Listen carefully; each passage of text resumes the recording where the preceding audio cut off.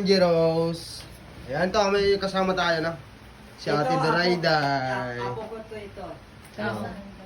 O, taga saan ka to, Day? Taga Iloilo. Oo.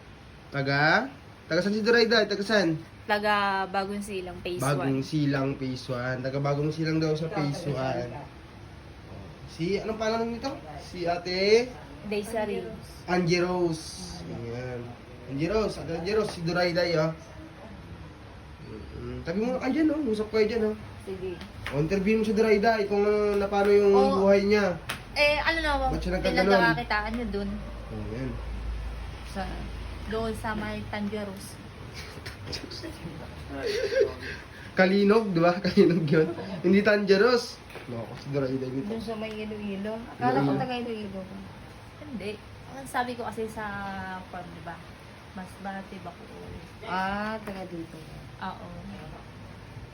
Ito kasi si Romel, nagkakami, das daw akong merenda. Ang ginawa naman ito ni Jory, tapos maghiwalay naman tayo, sinabi ko sa Joy, nagkalat naman itong aso. Nang sinabi ko na babae, sinundo ko, binato ako ng labuyo. Natawa, binigay sa akin ng libo. Nagjo-joke man daw siya, nakakita lang daw siya ng mannequin.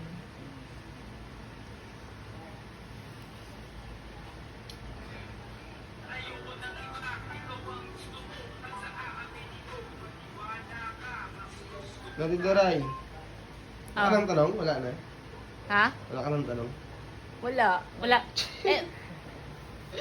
Ano sila dito? Wala ng tanong sa Ate Dorayday. Oo. Ano sabi mo? Ano sila dito? Yung stay di? Ganun. Ano parang Sabado weekend. Oo. Nagkape ka naman na. Bawal sa kanya yung kape. Yung eto naman na Bear Brand, bibilihan na lang. Beer brand, ayun, nakuha mo. Oo. Beer brand pwede. Oo. Nakuha namin yan ng Ate Doray dun sa, nung nakita namin siya sa Imus, Cavite. Oo. Lunes kami pumunta galing sa Iloilo. Oo. Kanina, mga isang linggo na kayo. Ito ng bata ko, magulang niya. Oo. Naga 32 years old siya. Oo. May sakit po ba siya? Wala.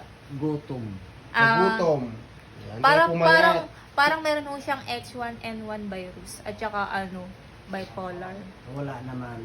Pati Pero H1N2 virus. wala siya sa gutom. H1N1 virus. Kulang sa pahinga. Yung po, sinisinat, ganun. Yung sinisinat ko sa Yan yung tatay ni ate. sa- Nagpalaboy-laboy sa Ang- kalye. Itong Oh. taon. Oh. Kasi walang makain. Nasaan na po yung mama niya? Doon si Iloilo, asawa ko. Anak ko. Anak ko. Oo. Hmm. Mabuti. Nakakapagkapi pa ito. Na-vlog niya. Kausap yan no po. I-vlog ni Toto Ricky ngayong gabi pagka umaga. Nag-comment kami nga. Sapok talaga siya noon. Pagka umaga, comment kami nga kukunin namin yung anak namin. Ay, hindi. Kasi pwede. mahal namin yan eh. Anak ko yan eh. Oo. Magkaanuhan talaga noon. Magkakakahulihan mo. Nakita mo sa mga kapatid niya, umiyak lahat. Oo. Pagkakita nila. Sunduan.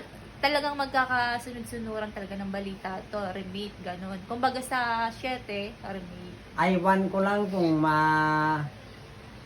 kuha na namin yung tulong ng mga vlogger. Hindi na siguro. Hindi kami makabayad.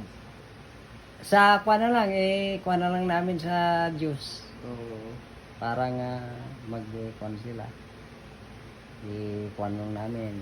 Maawa kayo Ayan mga babayan, at ayan po muna yung update natin kay Ate Angie Rose and Ate Dorayday. Ayan mga babayan, and God bless po. Bye-bye. Happy na day. May humanap sa yung bata kanina.